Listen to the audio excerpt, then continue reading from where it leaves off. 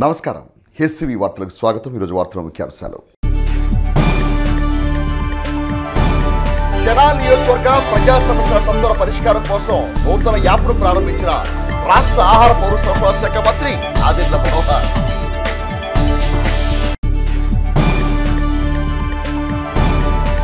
తత్వశాస్త్ర మేరు శిఖరం పద్మవిభూషణ్ కొత్త సత్యానంద మూర్తి శత జయంతి సభలో పలువురు ఘన నివాళి.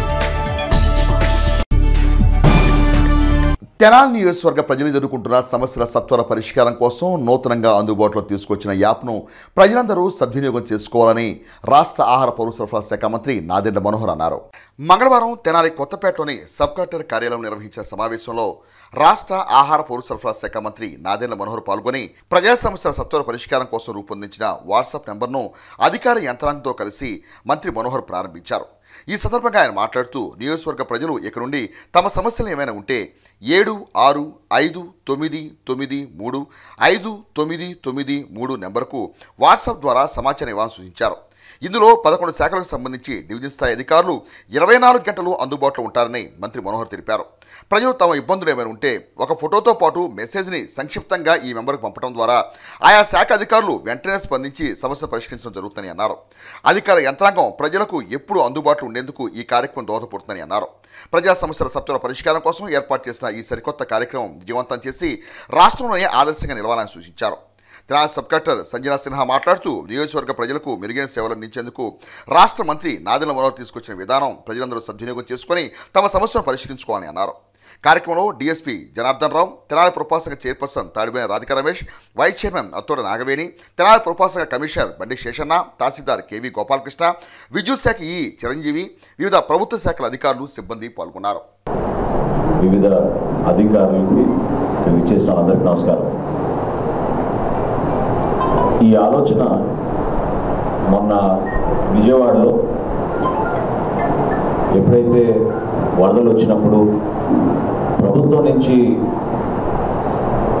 ప్రజలు కోరుకునేది కొన్ని సందర్భాల్లో ఏమాత్రం జాప్యం లేకుండా త్వరగా స్పందించే విధంగా అధికార యంత్రాంగం కదిలి రావాలని ఖచ్చితంగా వాళ్ళు ఆశిస్తారు.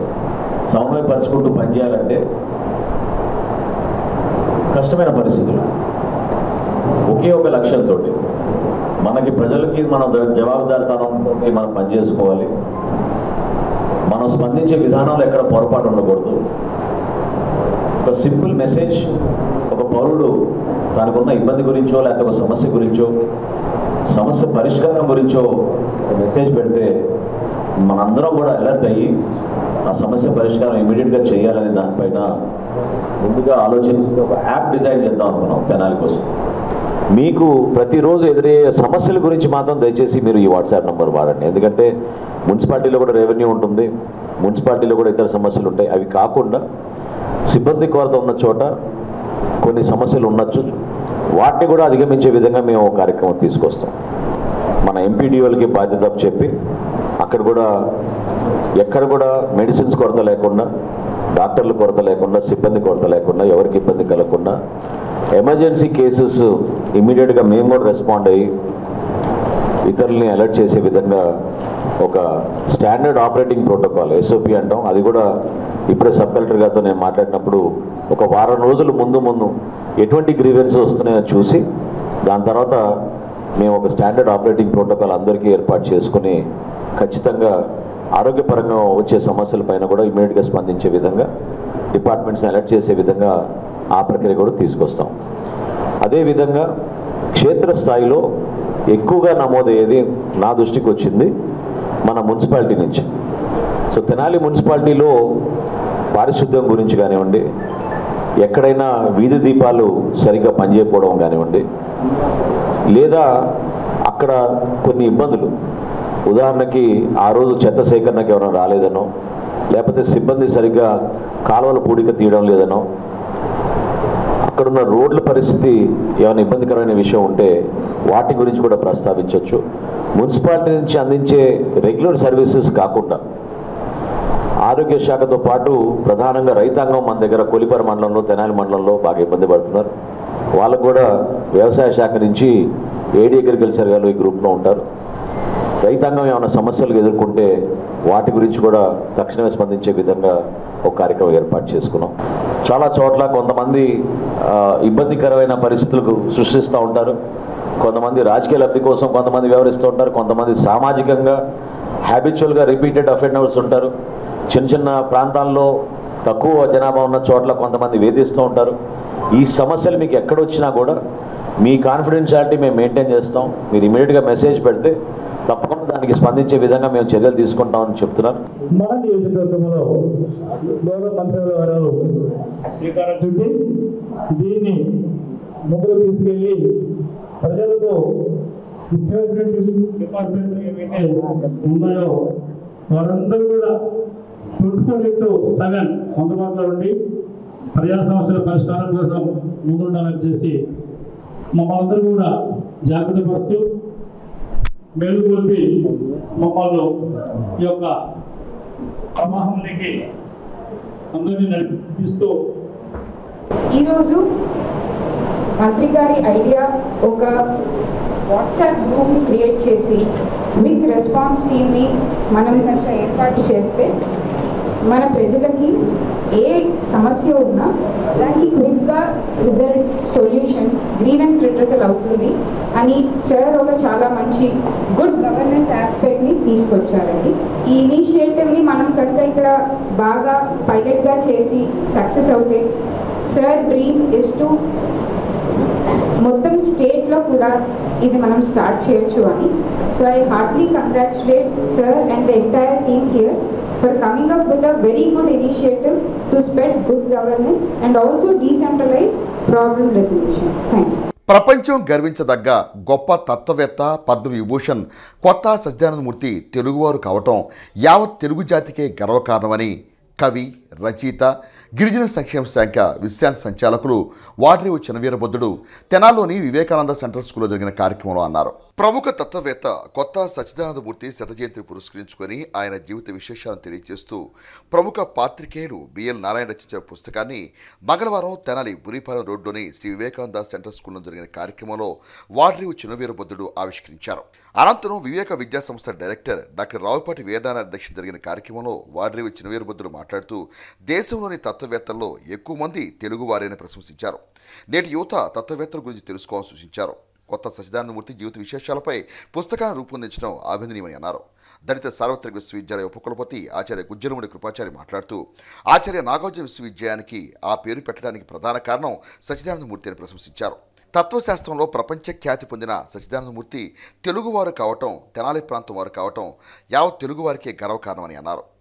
చైతన్య వేదిక అధ్యక్షులు డాక్టర్ పాడిబండ్ల దక్షిణామూర్తి, సచ్చిదానందమూర్తి కుమారుడు కృష్ణ, పుస్తక రచయిత బిఎల్ నారాయణ తదితరులు ప్రసంగించి సచ్చిదానందమూర్తి సేవలను ప్రత్యేకంగా కొనియాడారు.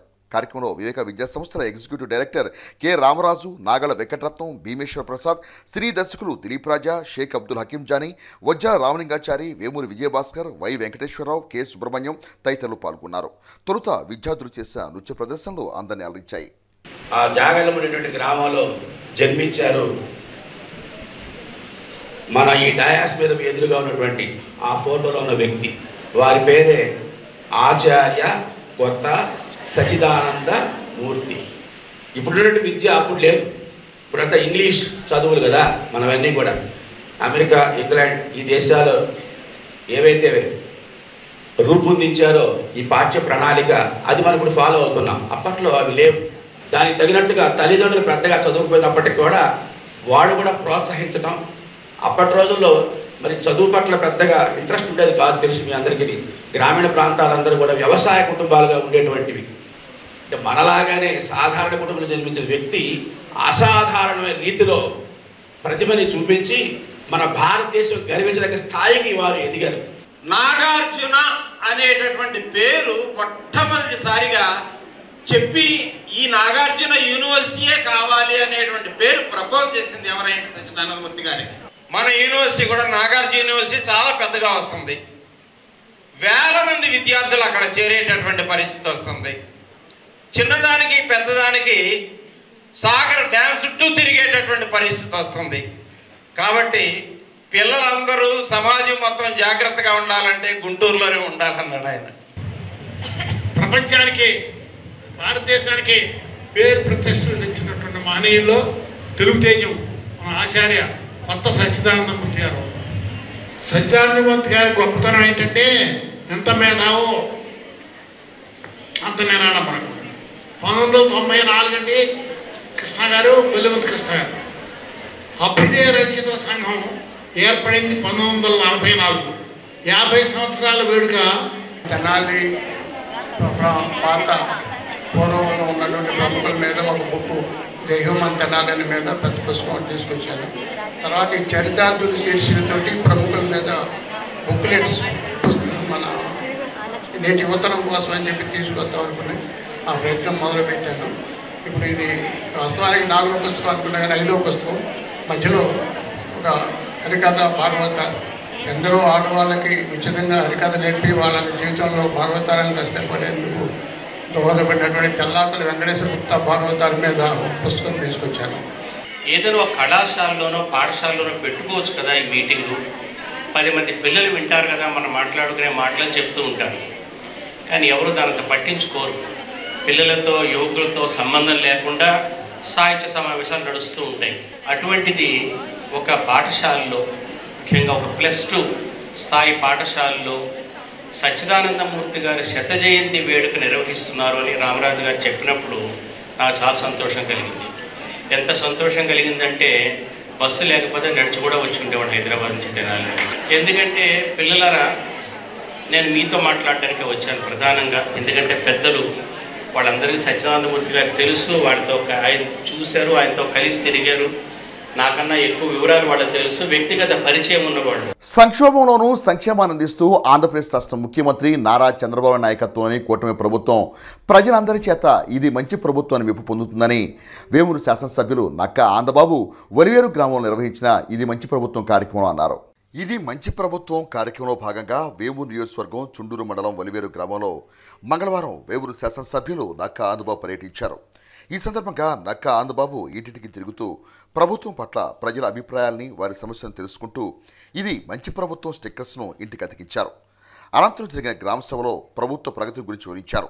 ఎమ్మెల్యే నక్కా ఆందబాబు మాట్లాడుతూ ముఖ్యమంత్రి చంద్రబాబు నాయుడు నాయకత్వంలో 100 రోజుల పరిపాలన పట్ల ప్రజలు విశ్వాసం వెలుగుస్తూ ఇది మంచి ప్రభుత్వం అని కితాబిస్తున్నారని అన్నారు.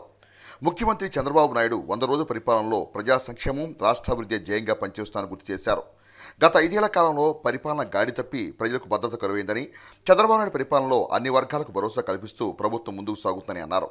ఈ సమావేశంలో నియోజకవర్గ ప్రత్యేక అధికారి వై పిచ్చిరెడ్డి, టీడీపీ నాయకులు ఎంఎస్కే ప్రసాద్, శివారెడ్డి, ఎల్లారెడ్డి, కోటిరెడ్డి, పవన్, జనసేన పార్టీ సమన్వయకర్త ఊసా రాజేష్, ఎంపీడీఓ, తహసీల్దార్, వివిధ శాఖల అధికారులు పాల్గొన్నారు.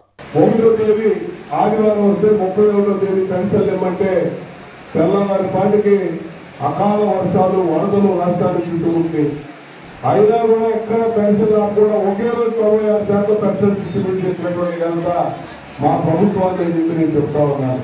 జగనన్న భూ సురక్ష అని చెప్పి అందురాల మీద ఆయన ఫోటోలు వేసుకున్నాడు, ఆయన పేరు రాస్తున్నాడు. ఎవరి పొలాలు ఎవరై, ఇళ్ళ స్థలాలు ఎవరై, ఇల్లు ఎవరై, ఈయన బాబు జామీగా అధికారంలో ఉండేది 5 ఏళ్ళు. ఎవరైనా 5 ఏళ్ల కోసం మళ్ళీ అభిప్రాయం మీ మ్యాండేట్ పోరాలి, మీరు ఓట్లయితే మళ్ళీ అధికారంలో వస్తారు. పనిచేయు అది ఆ యాక్ట్ ఉద్దేశం. దాన్ని మొట్టమొదటిగా రద్దు చేసి మీ ఆస్తులు మీకే సురక్షితంగా ఉండేటట్టు చేసినటువంటి వ్యక్తి చంద్రబాబు నాయుడు గారు చేస్తున్నారు. ఇది ఎలాగో మీరు మీ గ్రామాల్లో పొలంలో మీరు రాళ్ళు చూసారా లేదా? హద్దురాడు గారు జగన్మోహన్ రెడ్డి పేరు ఇలా ముఖ్యమంత్రిగా లేడు కదా.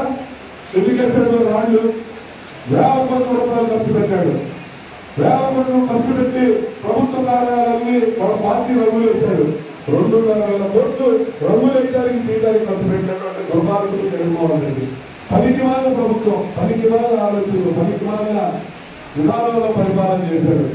అందుకని 151 సీట్లు ఇచ్చారు మీరు. ఇవాళ 164 సీట్లు, 170కి 164 సీట్లు చంద్రబాబు నాయుడు గారి నేతృత్వంలో అది ప్రజలు తెలుసుకోబట్టే అతనికి మళ్ళీ ప్రతిపక్ష హోదా కూడా లేకుండా తరిగిపోయారని చెప్పి మీకు తెలియజేస్తా ఉన్నా.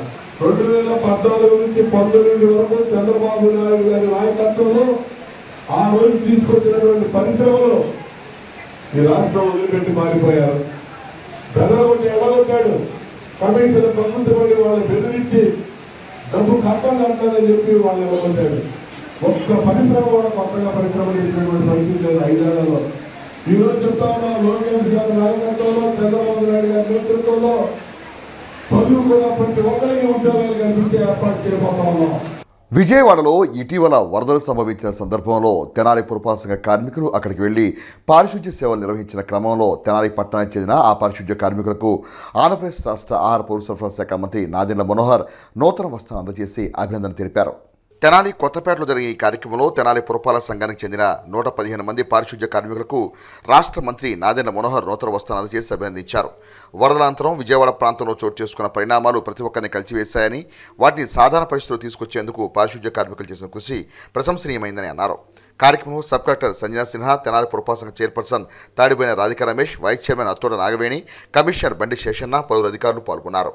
తెనాలి పురపాలక సంఘ కార్యాలయం నందు తెనాలి పురపాలక సంఘ కమిషనర్ బండి శేషన్న ఆధ్వర్యంలో ఆంధ్రప్రదేశ్ రాష్ట్ర ప్రభుత్వం అత్యంత ప్రతిష్టాత్మకంగా చేపట్టిన స్వర్ణాంధ్రప్రదేశ్ 2047 హౌసింగ్పై ఆయా శాఖల అధికారులతో సమీక్షా సమావేశాన్ని నిర్వహించారు. తెనాలి పురపాలక సంఘ కార్యాలయంలోని కౌన్సిల్ హాల్లో Swarnandhra Pradesh 2047 housing శాఖపై municipal commissioner Bandi Seshanna ఆయా శాఖల అధికారులతో సచివాలయ సిబ్బందితో మంగళవారం సమీక్ష సమావేశం నిర్వహించారు. ఈ సందర్భంగా కమిషనర్ బండి శేషన్న మాట్లాడుతూ ఆంధ్రప్రదేశ్ రాష్ట్ర ప్రభుత్వం అత్యంత ప్రతిష్టాత్మకంగా చేపట్టిన విజన్ స్వర్ణాంధ్రప్రదేశ్ 2047 పట్ల అన్ని శాఖలు అవగాహన కల్పించేందుకు చర్యలు తీసుకోవడం జరుగుతుందని అన్నారు.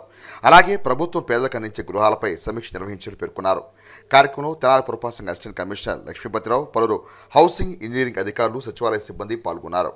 వ్యవసాయ శాఖ ఆధ్వర్యంలో తెనాలి మండలం కొలకలూరు, గుడివాడ గ్రామాల్లో పొలం పిలుస్తుంది కార్యక్రమాన్ని మంగళవారం నిర్వహించారు.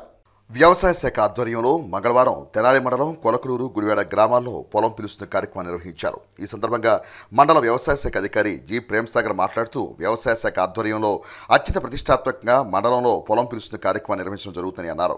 కార్యక్రమంలో రైతులతో చర్చాగోష్ఠి నిర్వహించి పంటల సాగుకు సంబంధించి పలు సూచనలు అందజేయడం జరుగుతుందని అన్నారు. తక్కువ ఖర్చుతో అధిక దిగుబడి సాధించేందుకు తీసుకోవాల్సిన చర్యల గురించి రైతాంగానికి వివరిస్తున్నట్టు పేర్కొన్నారు.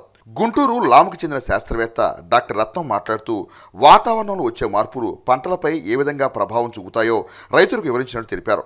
ఈ కార్యక్రమంలో విఏఏలు నాగరాజు, వంశీ, శివతేజ, అనూష, ఏఈఓ మోహన్, పశుసంవర్ధక శాఖ అధికారులు, రైతులు పాల్గొన్నారు. ఇప్పుడే మీకు ఏఓ గారు ఏం చెప్పారంటే బ్యాక్టీరియల్ లీఫ్ బ్లైట్ అంటే ఆకు అంటే వరి ఆకు చివర ఎండుతుంది అన్నారు. మీరు గమనించండి, ఆకు ఎండుతుంది అనగానే మీరు భయం ఎలా ఉంటుందంటే ఎందుకు ఎండుతుంది అనేది ఫస్ట్ మీరు గమనించుకోవాల్సిన. ఫస్ట్ ఆకు ఎండినప్పుడు మీరు ఒక చిన్న టెస్ట్ చేసుకోండి, లేదా శిలీంధ్రంతో వచ్చిందా లేదా పురుగు ఆశించడం వల్ల వచ్చిందా అని కనిపెట్టడానికి చిన్న టెస్ట్ ఏంటంటే ఆకుని చించి వెంటనే చేతిలో నీళ్లు పోసుకుని ఆ ఆకు చించిన దాన్ని నీళ్ళలో పెట్టండి. నీళ్ళల్లో పెడితే చిన్ని బుడకలు వస్తాయి. ఆ బుడకలే బ్యాక్టీరియా. అవి రాకపోతే పురుగు మందులు, తెగులు మందులు కొట్టుకోండి. కానీ ఈ బుడకలు వస్తే మటుకి ఎట్టి పరిస్థితుల్లో మందు కొట్టకూడదు. యూరియా ఎరువులు కొద్దిగా తగ్గించుకొని పొటాషియం మోతాదు కొద్దిగా పెంచుకొని నీళ్ళని కొద్దిగా ఆరబెట్టుకోవాలి. చేను ఆరబెట్టుకుంటే ఆటోమేటిక్గా మీరు ఆ బ్యాక్టీరియల్ లీఫ్ బ్లైట్ అనేది కంటామినేట్ అవ్వకుండా మీరు చేలో తిరిగినా కూడా మీతో పాటు కదులుతూ ఉంటుంది. సో ఈ బిఎల్బి అనేది చాలా డేంజరస్ డిసీజు. వస్తే మటుకి ముందు కొట్టకుండా ఇలా చేయాలి. ఈరోజు మన గుడివాడ గ్రామంలో పొలం పిలుస్తుందనే కార్యక్రమం చేపట్టామండి.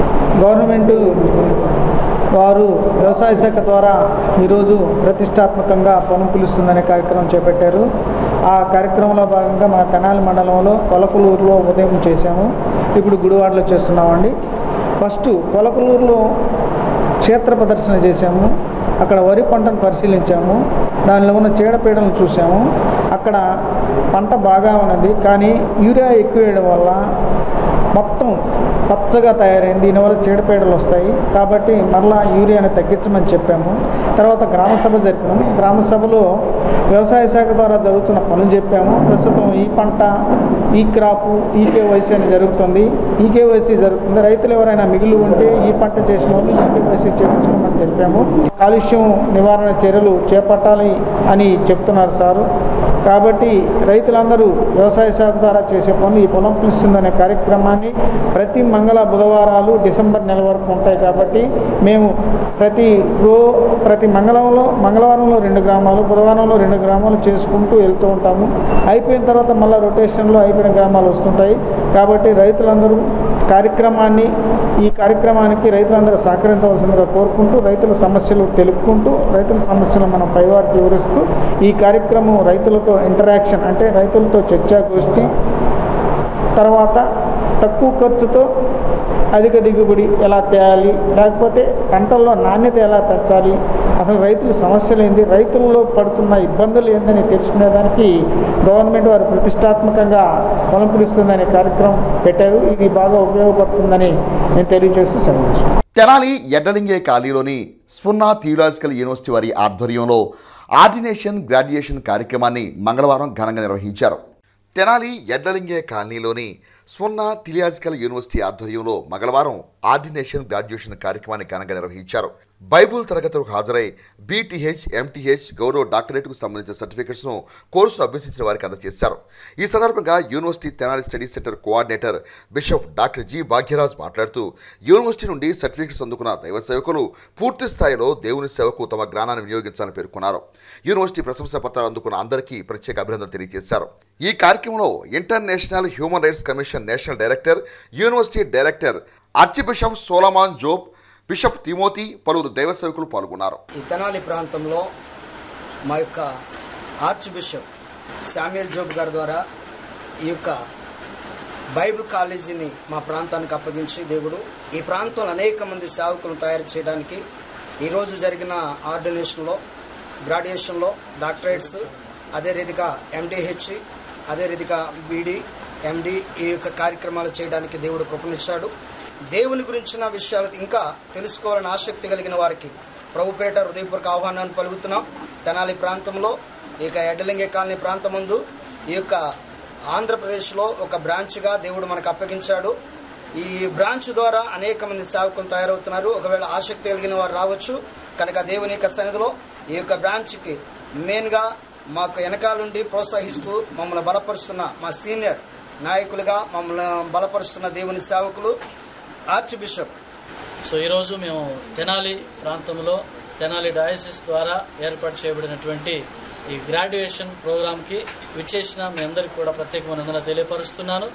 స్మిర్నా థియలాజికల్ యూనివర్సిటీలో మినిమం 1 year కోర్స్ ఉంటుంది, అలాగే 2 years కోర్స్ ఉంటుంది, అలాగే డాక్టరేట్ అయితే ఎంటీహెచ్ అయితే 4 years కోర్స్ ఉంటుంది.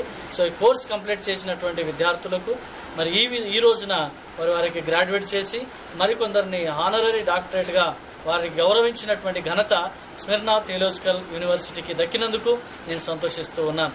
ఈ యొక్క స్మిర్నా ఎపిస్కోపల్ సినాడ్ ద్వారా యాంగ్లికన్ ఫ్రీ కమ్యూనియన్ ఇంటర్నేషనల్ చర్చ్తో అఫిలియేట్ అయి మరి భారతదేశంలోనూ అలాగే ఆసియా ఖండంలోనూ మేము ఈరోజు ఆర్చ్ బిషప్లను కొందరిని చేస్తూ మరి ఈ విధంగా పాస్టర్లని, రెవరెండ్లను కూడా మేము ఆర్డినేషన్ సర్టిఫికెట్స్ అనేవి ఈ సినాడ్ ద్వారా అలాగే Anglican free communion international main line church ద్వారా మేము ఈ సర్టిఫికేట్ అనేది ఇవ్వడం జరుగుతుంది. కనుక ఎవరైనా ఆసక్తిగా ఉన్నవారు మాతో జాయిన్ అవ్వండి.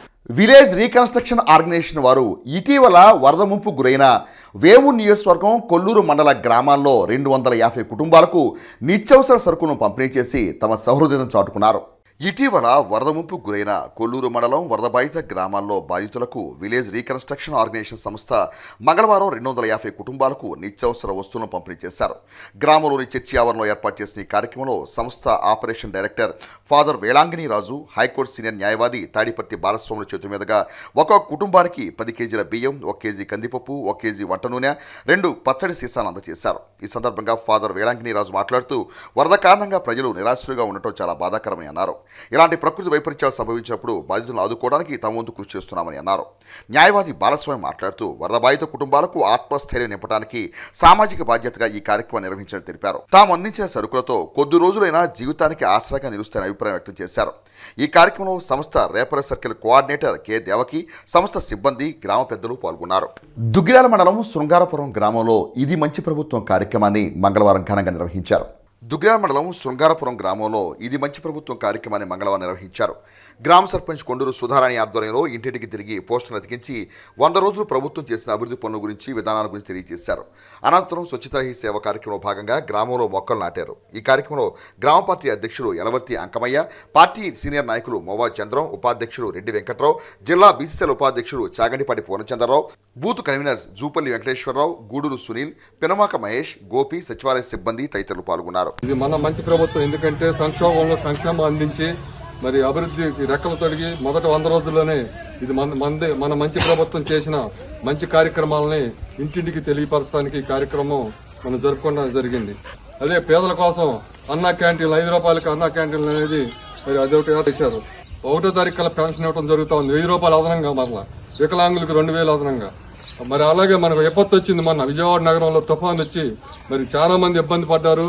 అటువంటి ఎక్కడ సమస్య లేకుండా ప్రతి కుటుంబానికి కూడా చేదోడు వాదుగా ఆయన స్వయంగా మరి వరదలో పర్యటించిన నాయకులు అందరూ కూడా మరి అక్కడ మరి అందరికి సహాయ సహకారాలు అందించడం జరిగింది.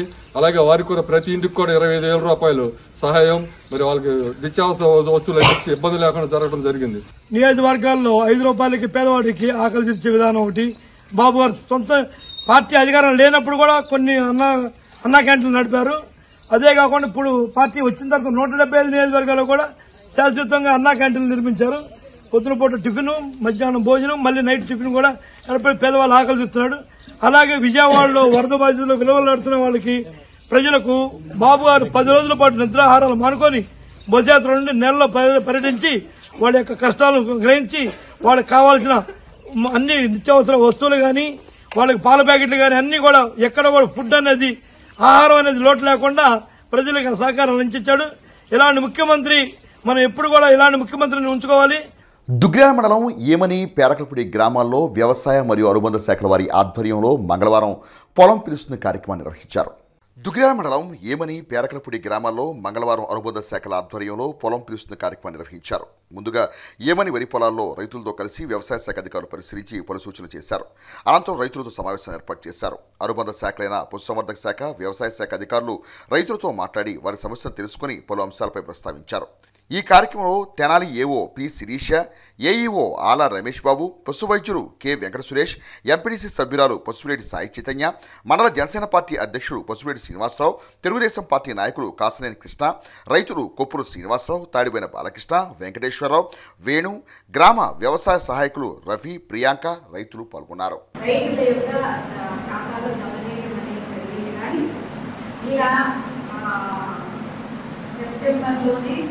మనకి పరిస్థితి రావడం అనేది మరి చాలా రైతుకి భారమైనటువంటి పరిస్థితి, మాకు కూడా కష్టకరమైనటువంటి పరిస్థితి.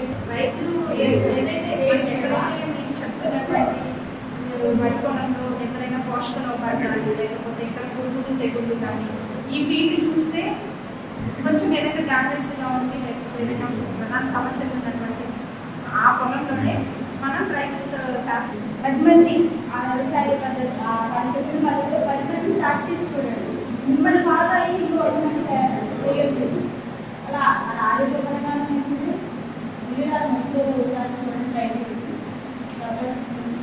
ట్రై చేసి మన వ్యవసాయ అన్నది రంగాల నుండి మన వ్యవసాయ శాఖ కానీ, మా పశుసంవర్ధక శాఖ, పట్టు పరిశ్రమ వాళ్ళు కానీ, మిగతా శాఖలు, ఉద్యానవన శాఖ, అన్ని శాఖల తరఫున మన మంగళవారం బుధవారం, ప్రతి వారంలో మంగళవారం బుధవారం ఈ యొక్క అన్ని గ్రామాల్లో కూడా ఈ యొక్క రైతుల సమస్యల గురించి తెలియజేయడం కానీ, అదే పంటల గురించి సమస్యలు కానీ, మా పశువులకు సంబంధించిన ఏదైనా జబ్బులుగా కూడా వాటికి సంబంధించి విషయాలు, అదే ఏ పథకాలు మనకు కొత్తగా ప్రభుత్వం వారు ప్రవేశించినటువంటి పథకాల గురించి వివరించడానికి కానీ ఈ కార్యక్రమాన్ని మనకు ఉపయోగపడతాం. కాబట్టి ఈ కార్యక్రమాలు జరిగినప్పుడు మీరు వార్తలు ముగించే ముందు ముఖ్యాంశాలు మరోసారి. తెనాలి నియోజకవర్గ ప్రజా సమస్యల సత్వర పరిష్కారం కోసం నూతన యాప్ను ప్రారంభించిన రాష్ట్ర ఆహార పౌర సరఫరా శాఖ మంత్రి ఆదిత్య మనోహర్.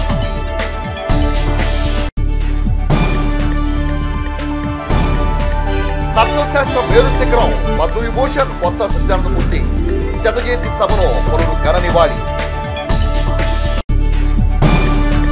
హెస్సీ వార్తలు యూట్యూబ్లో తెనాలి హెస్సీ అని టైప్ చేసి కూడా ప్రేక్షకులు వీక్షించవచ్చు. హెస్సీ వార్తలు సమాప్తం. నమస్కారం.